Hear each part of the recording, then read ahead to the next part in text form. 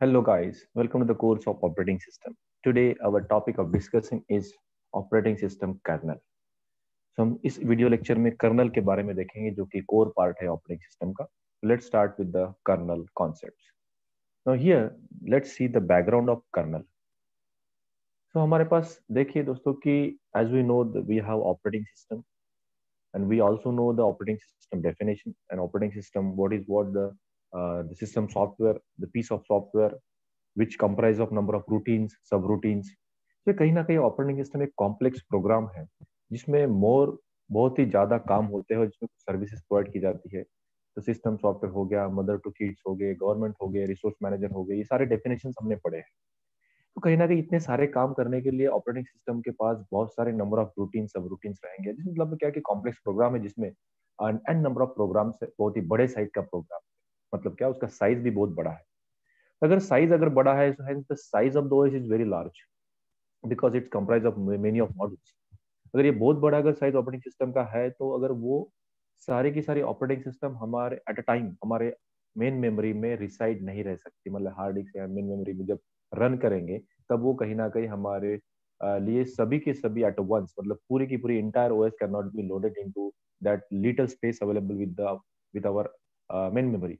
तो यहाँ पर कहीं ना कहीं जो मेन मेमोरी का साइज जो बहुत ही कम है तो वहां पर इंटायर ऑपरेटिंग सिस्टम लोड नहीं हो सकती. तो हम क्या करेंगे कि ऑपरेटिंग सिस्टम को इंटायर लोड करने से पहले हम उसके दो कैटेगरी करेंगे कि ऑपरेटिंग सिस्टम के पास जो रूटीन सब रूटीन्स है उन सभी रूटीन सब रूटीन के हम दो हिस्सों में उसको डिवाइड कर देंगे. उनका नाम क्या देंगे, एक इसेंशियल रूटीन्स और दूसरा लेस इसेंशियल और नॉन इसेंशियल रूटीन्स. तो one part consist of very essential routines which are required very frequently और almost all time.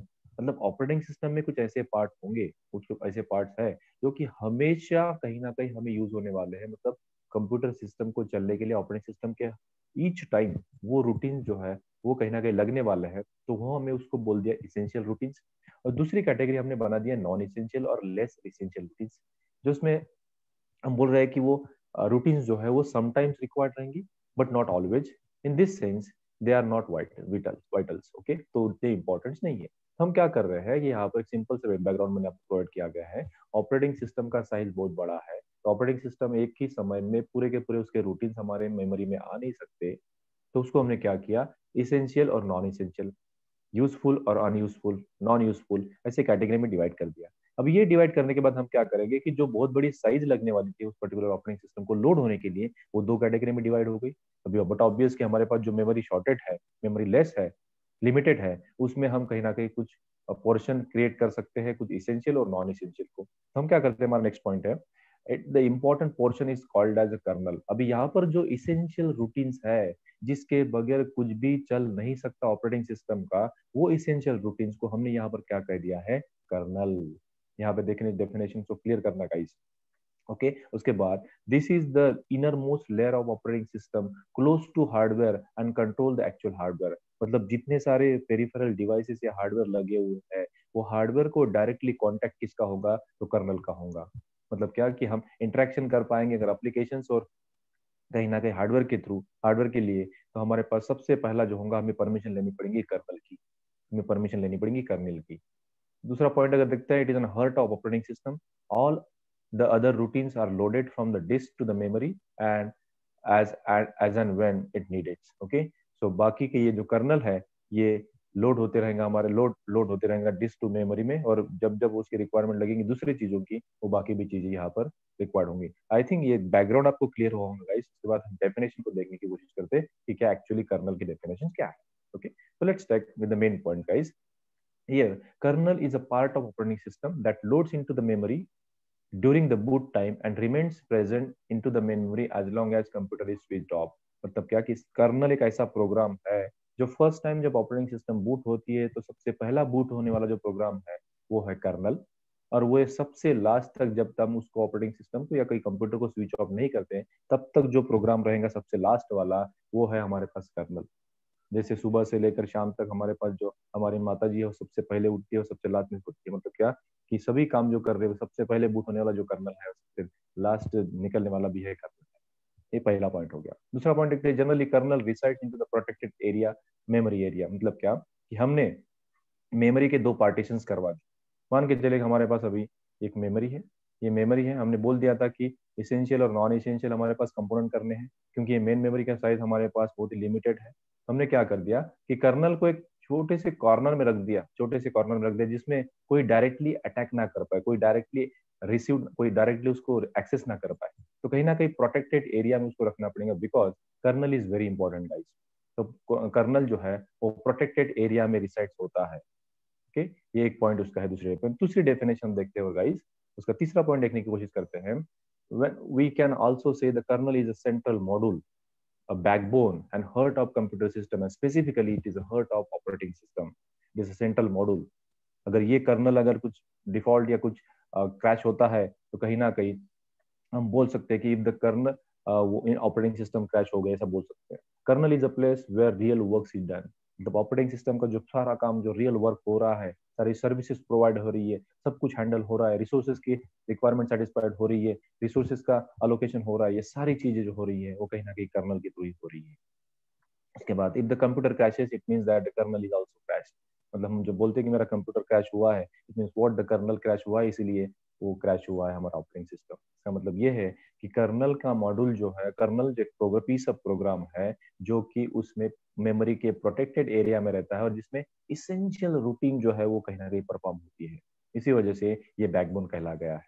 Sometimes kernel is also called as operating system as well. Okay, तो कभी कभी इसको operating system भी कहा जाता है, बिकॉज उसके दो तीन टाइप्स है, मोनोलिथिक कर्नल, माइक्रो कर्नल, उसके हिसाब से हम उसको भी देखेंगे कि कौन ऑपरेटिंग सिस्टम कहला जाता है। Okay, then objective and the functions of the kernel guys. Very first अगर बोल सके तो establish the communication between user level application and hardware. जैसे मैंने पहले बोला था कि एप्लीकेशन टू हार्डवेयर अगर मुझे कहीं ना कहीं कम्युनिकेशन अगर करने हैं, तो we required a channel, and we required channel, we required system calls, and that system call can be specified via kernel, and then the we can move from the user mode to the system mode. ये हम ये थोड़े user mode और system mode के बारे में जब system call पढ़ेंगे उसमें क्लियर कर लेंगे। उसके बाद ये डायग्राम देखते हैं गाइस। यहाँ पर एप्लीकेशन दिख रही है, उसके बाद यहाँ पे नंबर ऑफ रिसोर्सेज दिख रहे हैं जिसमें सीपीयू, मेमोरी, डिवाइसेस है। ये सारे डिवाइसेस को अगर हमें एक्सेस करना है तो we required kernel, we required kernel. Kernel की परमिशन लेके हम कहीं ना कहीं इन डिवाइसेस को एक्सेस कर पाएंगे। जैसे हमारे पास अगर मान के चलिए इस सिस्टम में एक आधे हमने प्रोग्राम लिखा, प्रोग्राम जब लिखते हैं तो कुछ फंक्शन यूज करेंगे, तो फंक्शन चूज करेंगे तो मान के चलो कि एडिशन का प्रोग्राम लिखा है A is equal to B plus C. Okay, A is equal to B plus C करने के लिए हमारे पास कहीं ना कहीं प्रोसेसर की रिक्वायरमेंट है, लेकिन